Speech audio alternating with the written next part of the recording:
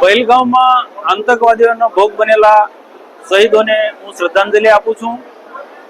ને પાકિસ્તાનનું આ પૂર્વ યોજિત કાવતરું હતું અને એનો બદલો લેવા માટે દેશના પ્રધાનમંત્રી નરેન્દ્રભાઈ મોદી સાહેબ, ગૃહમંત્રી સાહેબ, દેશના રક્ષા મંત્રી રાજનાથસિંહજી ને દેશની સેનાએ જે પાકિસ્તાનને જે જડબાતોડ જવાબ આપ્યો છે એના માટે હું તેમને ખૂબ ખૂબ અભિનંદન આપું છું.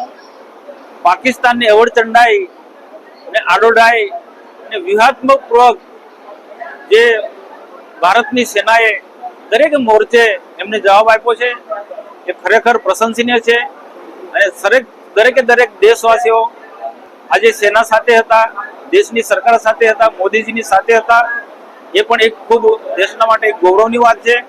અને હું પણ આવનારા દિવસોમાં દેશને દરેક મોરચા માટે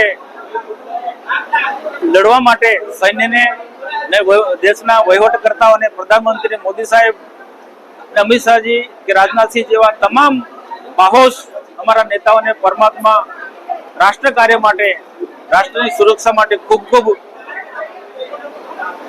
શક્તિ આપે એવી અંતઃકરણપૂર્વક પરમાત્માને હું પ્રાર્થના કરું છું.